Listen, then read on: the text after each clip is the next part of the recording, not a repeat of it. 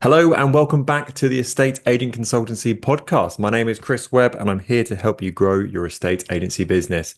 So today's podcast is all about a post I saw on social media a while ago.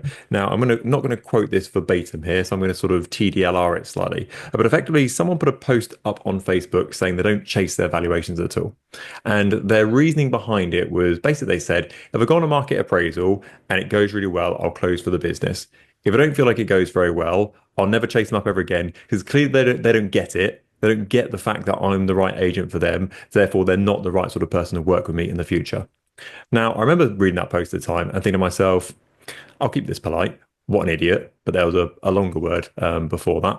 And that is just terrible practice to have in your estate agency business. In fact, in any kind of sales role in the future.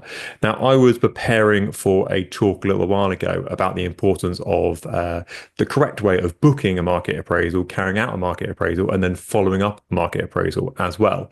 And some stats came out in that research. So I thought were really, really powerful and sort of highlighted don't want to say how right I was and how wrong they were, but it's definitely going in that sort of direction. So I want to give you an idea about how important the follow-up is in your estate agency business. And I'll pretty much guarantee you're underestimating at the moment how important this is in your business in the day to day.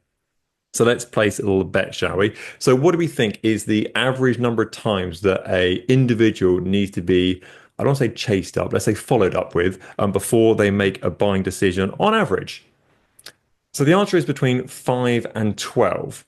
Cool. Okay. So fairly, I mean, first of all, quite a decent range between 5 and 12, but quite a lot, certainly more than you might expect. So on the other side of the coin, now let's look at how often or how quickly salespeople give up. So they'll go, oh, I'll do the market appraisal, then you've got my number, you've got my card, you can call me. So these are some pretty shameful statistics, but here we go. So 48% of all salespeople never follow up after a first contact. So they'll do the market appraisal effectively, and then best of luck, you've got my pack, you've got my card, fingers crossed you come back to me. So 25%, so a quarter of all salespeople will make a second contact and then stop. Only 12% will make a third contact and then they'll give up.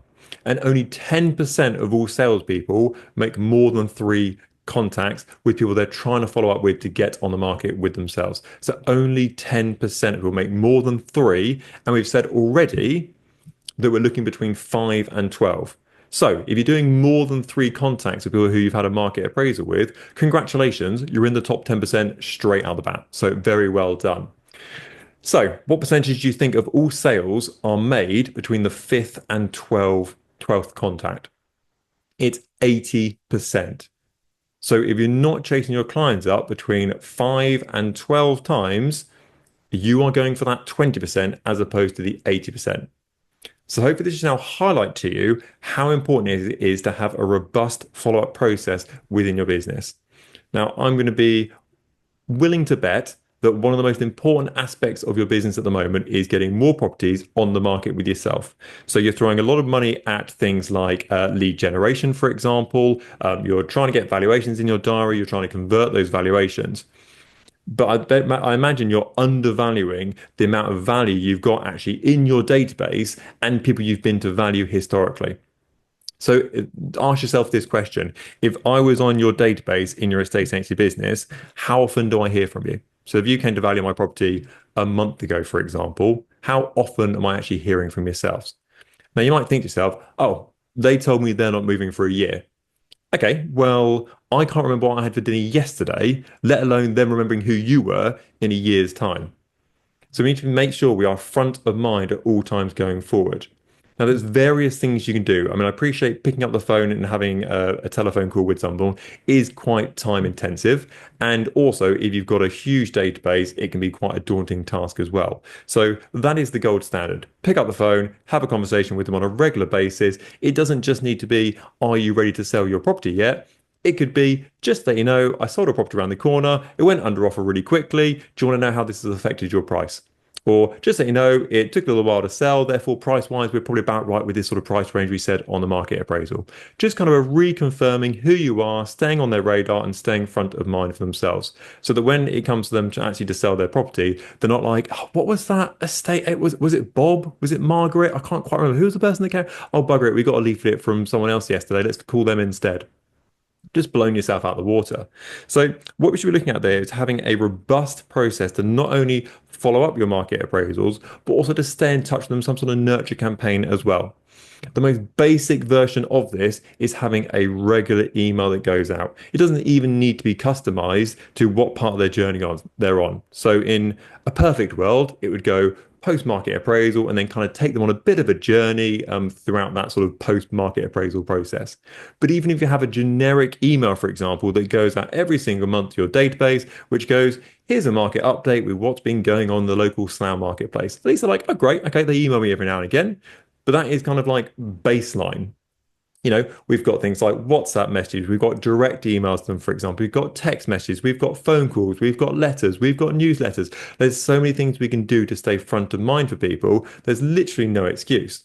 And these days, it's easier and easier and easier to communicate with people. So just put it in a bulk message. So a good person at this, and actually someone who I always know when they message me because my phone vibrates about 15 times, is Christopher Watkins. So Christopher Watkins has a broadcast list. I think he calls it his movers and shakers list from memory. It's people who are in the property industry, and he sends his market updates to them.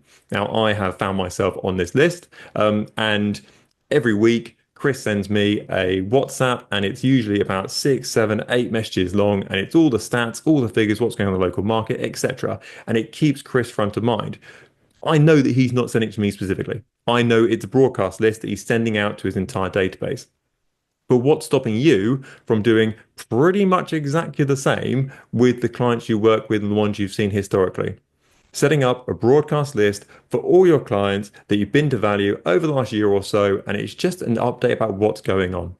Now, there is a good way of doing this and a great way of doing it. So a good way of doing it is sending it by text. So, text message through saying, here's your market update. This is up, this is down, this is what we're finding. But it's a bit boring and it's not very personalized. What's a better way of doing it is to record a video of yourself, pretty much saying what you're going to say on a text message, just do it over video instead. If I got one of those every 2 weeks, every month or so about what's going on in the local area, I'd be like, this person knows what's going on. And what you can do that's even better than that is if you make little subsections within your area, you might go, great, here's my broadcast list for bungalows. Every time I sell a bungalow or something happens in the bungalow market, I'm going to message all these people with a bungalow update. Oh, this is my broadcast list for everyone with a 4-bedroom detached house. Great. Every time something happens with 4-bedroom detached houses, I'll do a broadcast list just to them. They'll be thinking, oh my goodness, this person is keeping me up to date and they're texting me and sending me a video about what's going on. I mean, you look at open rates for emails, they vary from very low to not that great. I mean, they're probably the average is probably 20%, 30% if you're lucky, that sort of range for opening emails. WhatsApp, text messages, it's like 99%. If you get a WhatsApp to somebody, they're going to open it. So it's a really good way of staying in touch with your database. Right, so that is a wrap for today's podcast. I hope you have enjoyed it. If there's one thing to take away from it, stay in touch with people you've crossed paths with, market appraisals, people who want to sell their property, people who want to buy their properties, any prospects you've got to remain on their radar. You've done all this work throwing money at them with regard to generating leads, spending time going around to see them in their property. The worst thing you can do is stick your head in the sand and just wait for them to call you. Hope you have a great day, and I'll catch up with you on the next podcast.